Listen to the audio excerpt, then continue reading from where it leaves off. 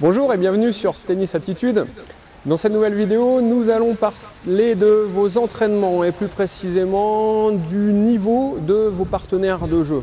Donc on peut jouer bien sûr avec des personnes de son niveau, avec des personnes plus fortes que soi et aussi également des personnes d'un niveau de jeu inférieur au sien. Donc on va essayer de déterminer quelle est la meilleure stratégie pour progresser réellement. Et puis dans la fin de la vidéo, on fera également un parallèle avec le ski. Jouer avec un partenaire d'un niveau identique au sien, c'est ce qu'on retrouve le plus classiquement parce que ça nous permet d'avoir un petit défi et en face de soi une régularité, une cadence de l'échange qui est sensiblement égale à la sienne et on éprouve beaucoup de plaisir à s'entraîner avec quelqu'un qui a un niveau proche du sien. Évidemment, on peut également s'entraîner avec des partenaires de jeu plus forts que soi. Donc ça, j'y reviens tout de suite après. Et puis le troisième cas, c'est de s'entraîner avec des partenaires moins forts. Alors, une première chose à laquelle je m'oppose un petit peu, donc on n'entend pas spécialement beaucoup parler, c'est le fait de ne pas toujours jouer avec des partenaires de jeu plus forts que soi. On entend toujours oui, il faut jouer avec plus fort, ça va permettre de progresser. Oui, et indéniablement c'est vrai, c'est quelque chose qui existe, mais la nuance que je voudrais apporter est dans le mot toujours, c'est-à-dire que ça ne doit pas être exclusif de jouer avec des partenaires de jeu plus forts que soi.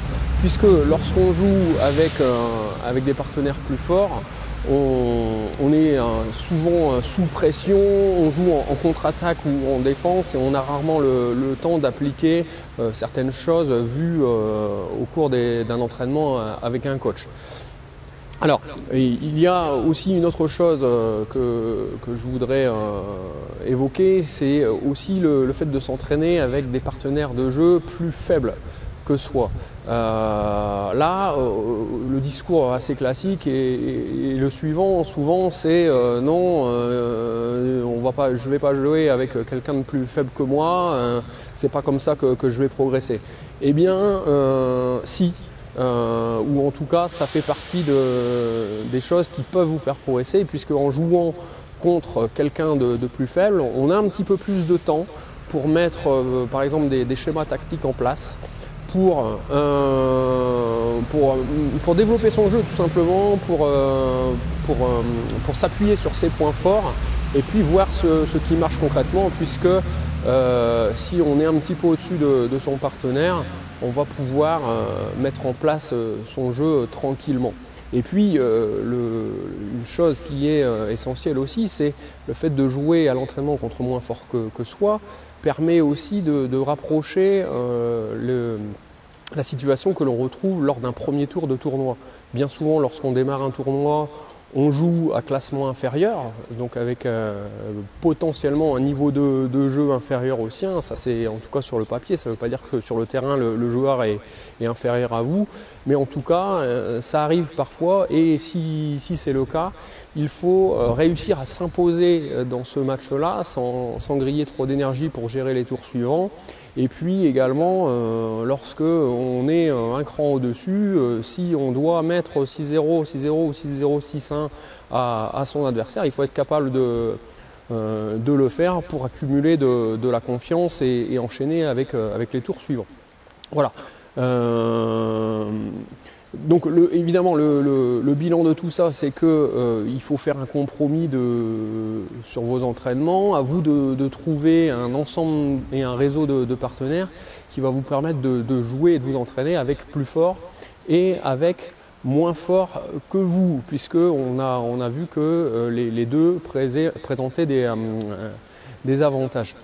Alors le parallèle que je souhaitais faire avec le ski, parce que vous avez vu l'environnement dans lequel se tourne la vidéo, je suis en vacances en ce moment et j'ai l'occasion de skier avec mes nièces et comme un petit peu dans toutes les disciplines, au ski il y a des niveaux de pratique, des couleurs de pistes et par ordre de difficulté, ça va du vert, du bleu, du rouge et du noir. Et je me rends compte en regardant skier mes nièces que eh bien, il y a des intérêts à les faire skier sur des pistes un petit peu plus difficiles que leur niveau de ski actuellement, puisque même si les pistes parfois leur sont un petit peu plus difficiles, elles sont sous la contrainte, elles sont obligées de développer des attitudes et des comportements qui vont leur permettre de s'en sortir et de trouver des solutions par rapport aux problèmes donnés, en l'occurrence à la pente ou au boss qui se situe sur la piste.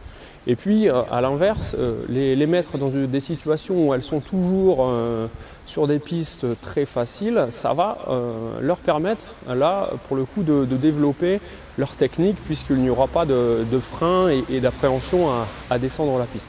Donc c'est ce qu'on peut retrouver avec ce qu'on a parlé précédemment, en essayant de trouver des partenaires de jeu plus forts et moins forts que soi. Les deux sont bons à prendre et c'est ce qui va vous permettre d'avoir un bon potentiel de progression sur vos entraînements. Voilà, n'hésitez pas à réagir à toutes ces propositions dans les commentaires et sous la vidéo.